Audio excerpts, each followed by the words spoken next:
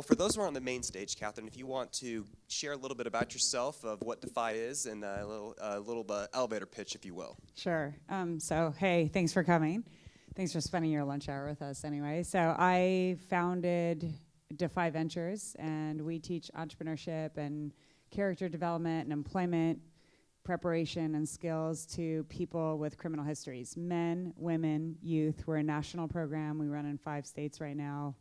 By the time I'm 53, I hope that we're in every major prison and every major post-release city in the United States. And we defy a lot of odds, which is why we're called Defy Ventures. We have a 3.2% recidivism rate. Nationally, 76.6% of people who go to prison return. They're rearrested within 5 years. And we have a 95% employment rate. And we incubate and finance their companies after they get out. And we have an awesome family program. And I hope you ask me questions about whether we cream or not, because we don't. And we work with some of the most challenging cases where these people have been written off by society. They've even been written off by prison authorities and wardens. And we go into these places that are typically pretty hopeless, and we bring hope and resources and tools, and we bring all of you in there as well. So just so you know, my goal for being here today is to challenge you and motivate you to come and do something good with me.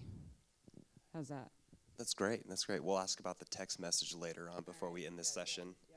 Yeah. Question I actually have is, how do you inspire those that feel they've lost all hope?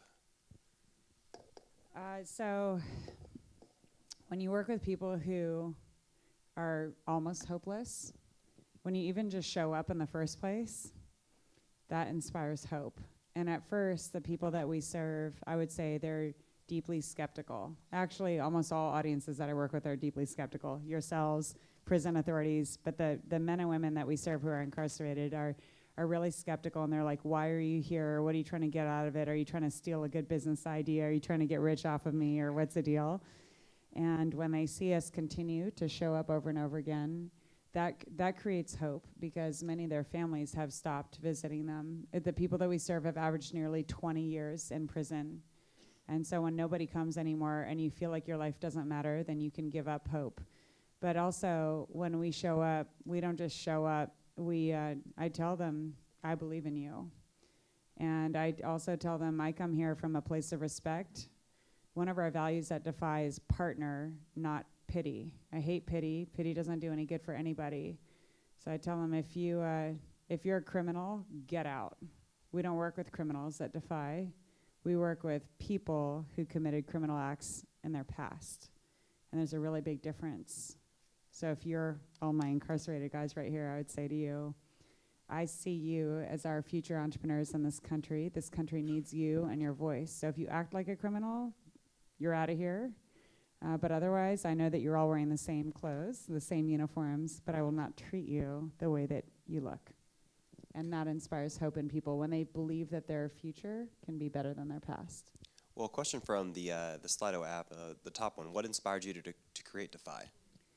Well, I shared my story from the main stage. How many of you were there on the main stage, so I don't bore you all? Okay, well, so if you didn't catch it, then Defy's my own second chance, and I won't retell the whole lovely thing, but you can catch it anywhere online. But I will tell you that what inspired me to create Defy is that I've been doing this work now for 14 years, and the short part is I was invited to prison the first time when I was 26, and I used to think that these people were like the scum of the earth. And I thought I was going on a tour to go see a bunch of wild caged animals, and when I actually saw human beings with tremendous potential, and not just any kind of potential, but also tremendous entrepreneurial potential and proven ability from the past that had been misdirected into illegal skill sets, I got super inspired. And I used to work in venture capital and private equity, so I've been trained to recognize a good ROI opportunity. I was like, wow, look at these hugely talented people who are also very humbled by their mistakes. They don't even know the skills that they've got, many of them. What is being done with this? And when I started this work in 2004, very little was being done with it. So I started Defy 7 years ago because I screwed up my whole life, and then I got a second chance. So I couldn't be a bigger believer in second chances. Now that I've been a beneficiary of second chances myself, I continue to see them make it and succeed. and defy the odds and the perceptions of society every single day. So you mentioned in your talk that you guys are in 5 states. You mentioned here briefly. So what are some of the challenges you face on a government level in terms of implementation? A lot. We face a lot of challenges all the time. So we need buy-in from the prison system, and old school prison thinking is that prison is just about punishment. And new school thinking, which has not been adopted by everyone in the correctional system, is that prison is naturally punishment. When you get taken away from your family and society, that's of course punishment, but that rehabilitation is very important. And what sometimes people in society don't realize is that 95% of people who go to prison come back as our neighbors one day. So what kind of neighbor do you want coming back? And in many prisons, they're so remote, and we intentionally target very remote, distant, highly violent prisons.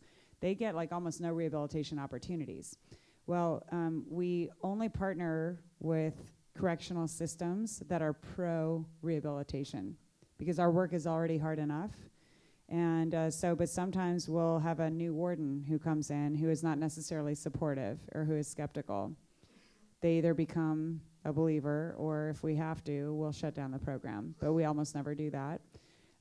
We also face resistance sometimes because in prison there's an us versus them. It's like a war with enemies between correctional officers and incarcerated people.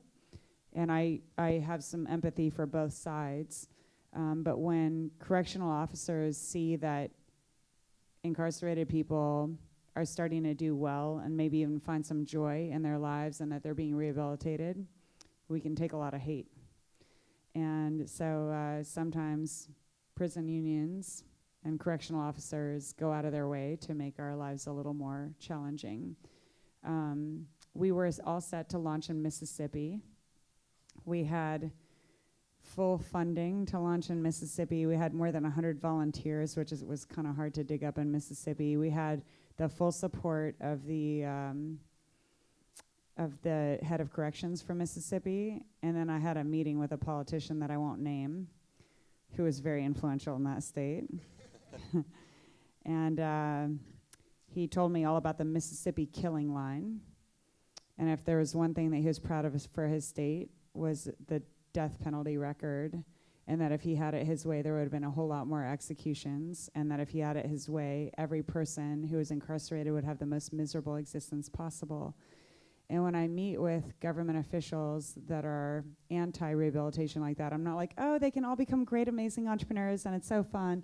I say, like, this is a public service thing. If you want your cops to be safe, you want your streets to be safer, you want your correctional officers to be safer, then this is important for society.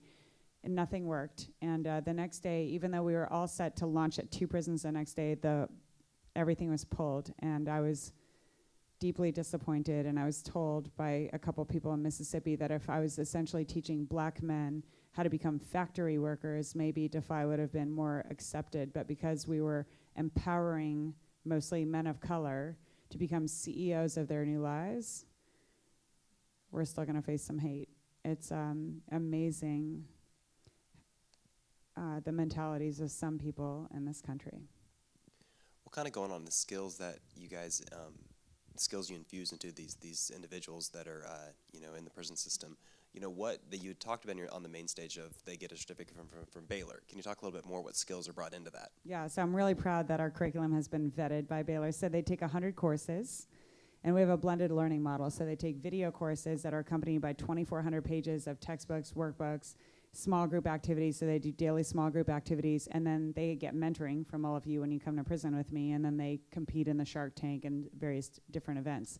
And out of the 100 courses, roughly 30% of them are entrepreneurship and business management related, and so we source the best of the best to come teach our EITs, or entrepreneurs in training. So for example, on the business management and entrepreneurship side, I brought our released men and women up to Harvard Business School, and they were taught by 5 HBS professors, and we videotaped the whole thing, and these videos are shown on loop, Defy's channel 29 in the California prison system, so they can get to watch 5 videos 24/7. And then I called up Stanford after that, and I was like, Harvard did it, so then Stanford agreed. So Stanford taught our released men and women, and we videotaped it, so incarcerated people are learning from Stanford GSB professors, we have venture capitalists who are teaching them, we have entrepreneurs, and they're learning everything from like S Corp versus LLC to marketing strategies. Seth Godin teaches our ideation strategies. They learn how to write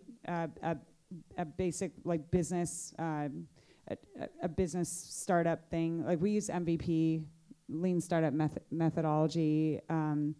They learn how to scale their business. They learn hiring. They get a mini MBA. And then the other 70% of the program on the technical skills that they're getting, speaking of technical, so when you've been locked up for 20 years, you've never seen the internet unless you've seen it illegally.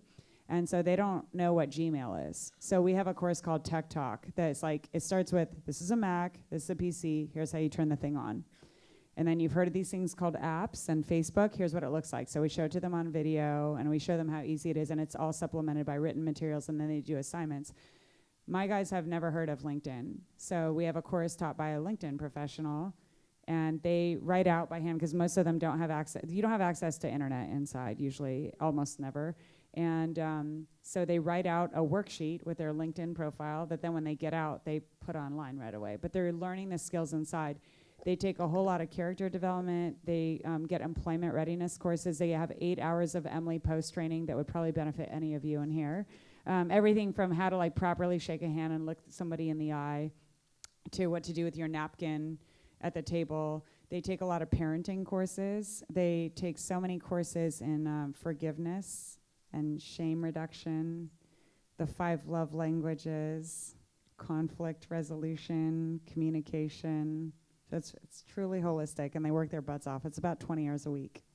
So speaking of the curriculum, how long did it take you to develop it, and where did you get your sources of wisdom? You talk about, lean startup, the love languages, those sort of things. Talk a little more about that. Well, I always am chasing for something. I'm just a natural hunter. So I always, like, if I meet an expert in a certain category, then I'm going to go chase that expert down to teach it. So, and how we developed it, it's trial and error, and I know the needs of the population that I serve. So, for example, many of the people that we serve have never had a bank account, and they're terrified of going to get a bank account because when you get out of prison, you get released with like a prison ID that says offender on it, and they don't know how to open it because they've kept money under their mattress or whatever. So we have a course taught by a Chase banking professional on how to open up an account, and what ID you need and how little of money you need to get it. And then most of our people either have negative, like really bad credit scores, or they're credit invisible. They've never had a credit card. And so we have a course taught by some Washington, D.C. Credit Builders Alliance or something like that, who teaches this amazing course on how to get your credit from nothing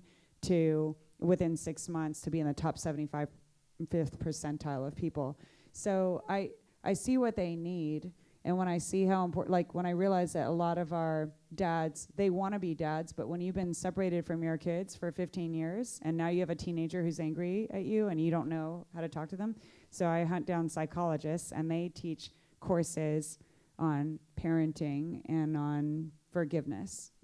Well, and you showed a slide on the main stage of some very big names within the entrepreneurial community, worldwide. How did you get them to come on board with you? I'm just really aggressive. I use my wrestling skills to get people to say yes. Honestly, when I started Defy 7 years ago, I did a whole lot of cold emailing, and not that many people respond to cold emails.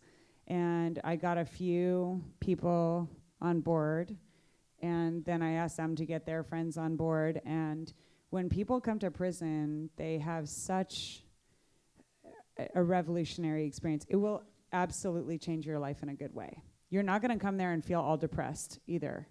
You're going to feel inspired, and you're going to feel alive because of the difference that your life is making. So we bring people in, and then they become huge advocates, and then they do everything for us. They give us their money. They introduce me to their network. They invite me to speak at their conferences, and I feel so grateful every single day for the generosity, not just financially, but the generosity of many highly influential people. Well, and a question on the top there, it says, how do you educate individuals on what constitutes a fundable idea? So you have a lot of them that come up with these innovative ideas but they've been in prison for some years. How do you help them think bigger? Yeah, so with our incubator, we have really strict ideation standards. They have to start a business that they can get off the ground within 3 months and get it to cash flow positive within 3 months. So not exactly a Bay Area startup mentality for their businesses. So less than 20K, cash flow positive. So we're talking about really simple cash businesses. And they're able to do that because they don't have a treasure chest and they're not raising $1 million from some VCs. But as soon as they start kicking off that cash, then they're supporting themselves and they're able to be the father or the mother that they want to be because they're able to afford a living or pay for stuff for themselves and their families, and that's how they gain their dignity. So that's why we start with simple companies. We tell them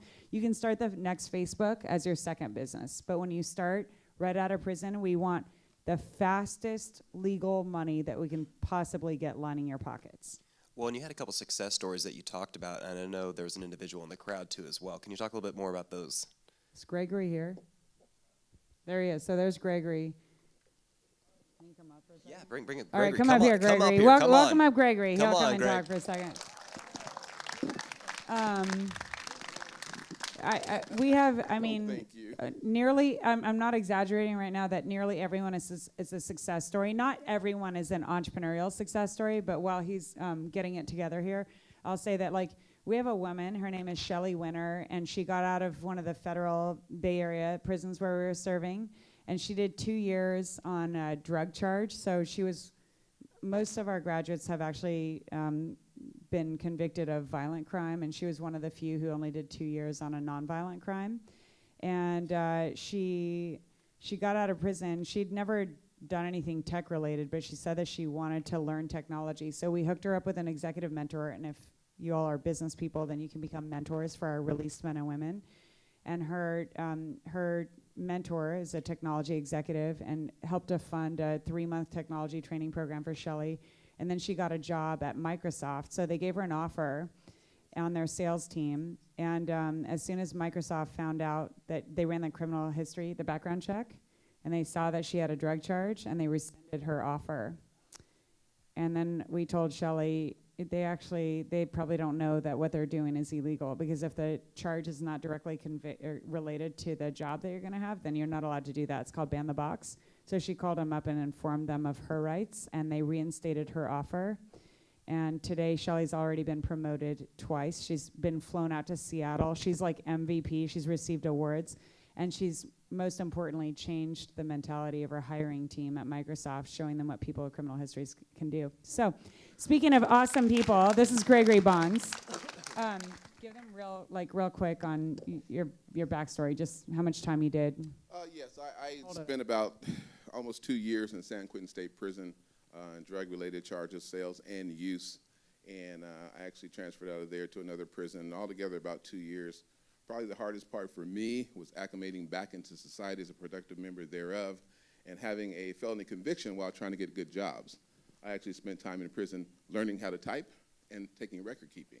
They actually hired me in prison to teach the other guys, but when I got out, it didn't matter. That mark on my record says, Mr. Bonds, we'd love to have you, but we see you marked this box, and when I tried to explain, they said, we can't have you.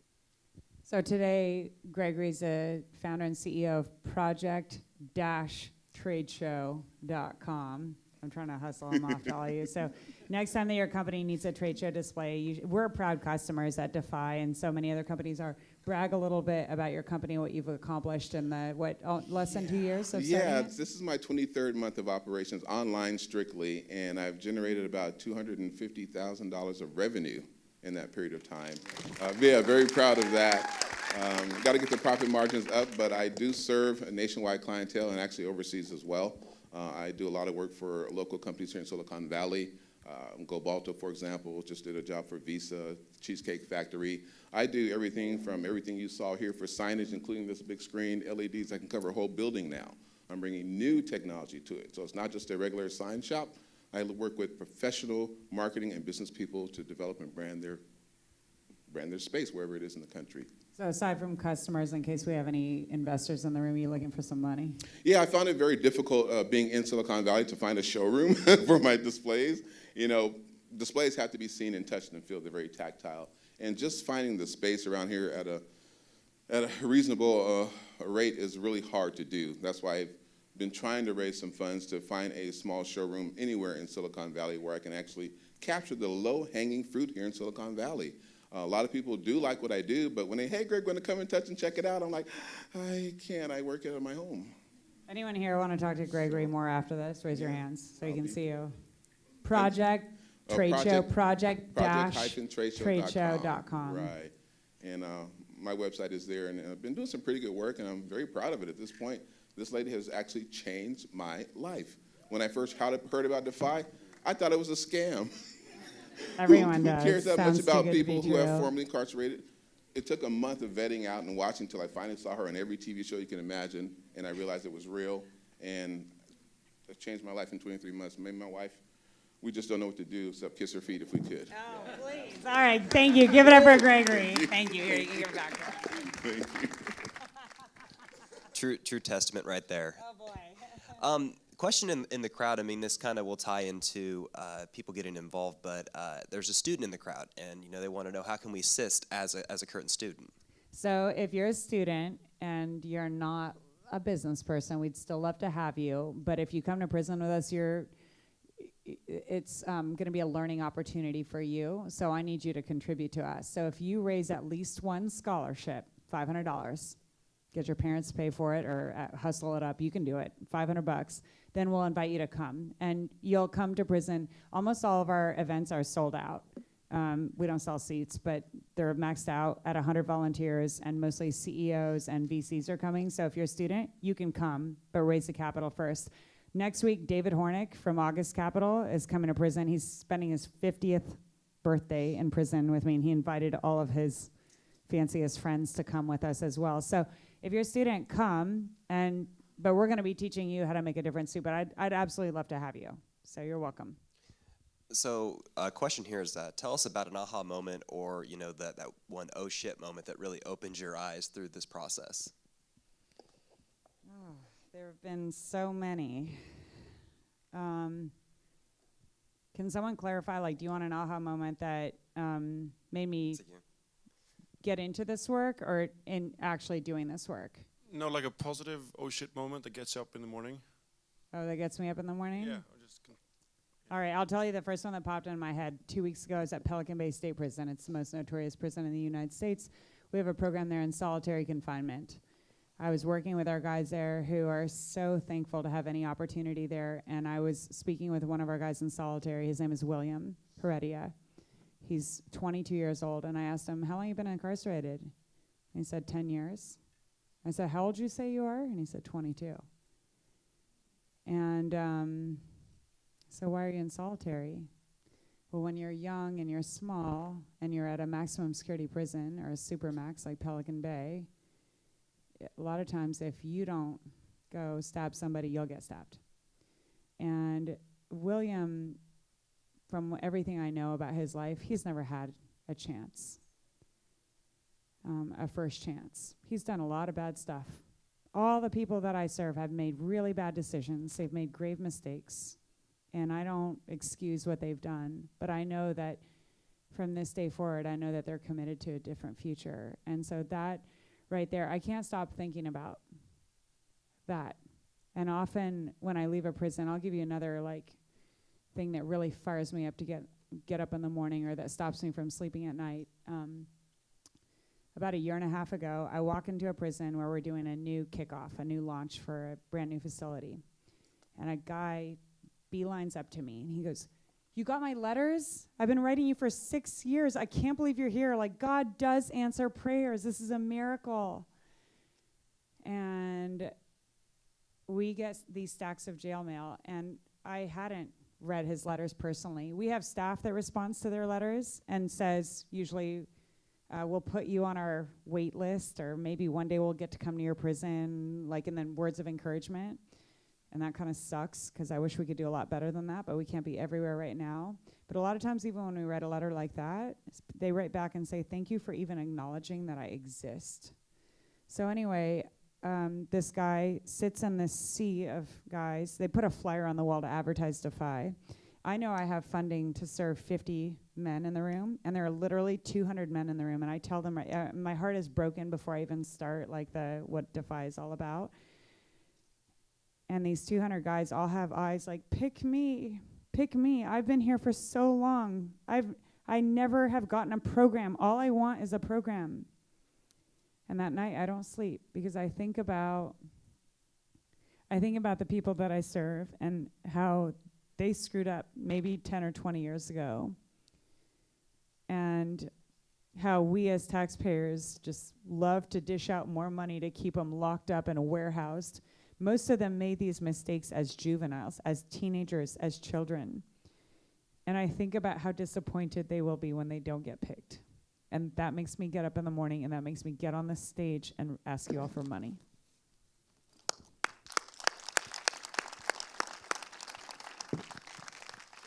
So what can we as a startup grind community do to help you and Defy? What a nice question. Give me everything you've got. I want all your money. I want all your tweets. I want all your time. I want you to bring all your friends. I want you to spend your birthday in prison. Like, I'm greedy as hell for Defy because this stuff actually works, and it's awesome, and it's super fun. It'll be good for you, so that's why I'm not shy to ask you for everything you've got. Like, on money, so I'll tell you this. When I was 26 and I left my private equity firm, I was 26 years old. I had $50,000 in my bank account. I poured every last dollar. I drew it down to my last $300 in my account. And it's a nonprofit. I don't have financial upside. These people are my upside. Watching them thrive is my upside. And then I didn't have enough money still, and I was too proud to beg. So I cashed out my 401k. I took the early hit penalty. I've gone all in. So that's why I have no problem asking you for $42 a month. You can put it on your credit card, boop, and it's going to change a life. And you're going to be responsible for that. So I have a lot of friends here in Silicon Valley still. And some people are so focused on their own success every day and building their own wealth or their own company. Yet sometimes some of them don't feel as fulfilled. And so they ask me, how'd you find your purpose and your calling? And I'm like, I have not met, I know a lot of billionaires. I raise a lot of money from them too. And when I ask them, if you died today, why would your life matter? There are many of them who don't have answers that satisfy them. But those who do seem the most satisfied are people who care and invest deeply in the lives of others, who provide opportunities. So in my opinion, I think we're all hardwired with this need to love and serve other people. And I would like you to join me in doing that. And I'm going to say one thing about fear, because I think sometimes people are too scared to come, and I get it, because all you've been watching is like prison shows and the news and seeing these wild growling animals. And what most people in this audience probably don't understand is that if you come to prison, you are a total protected class. Like, there's inmate code, and if you're in a visitation room, like if your family, no incarcerated person is allowed to commit a crime against any outsider. They'll be dead in like 2 seconds or 1 second. And that's if you're a family of somebody, but if you're a volunteer, you are like so sacred. No one would ever, you bring life there. And the people that I work with, they're like a bunch of protective big brothers or sisters. And you will feel so respected. And you're going to feel important. You're not more important than they are, but you're going to feel like they're going to be listening to every word. So I would be grateful to have you involved in any way. We also have events. So we have a Bay Area chapter, if you live here.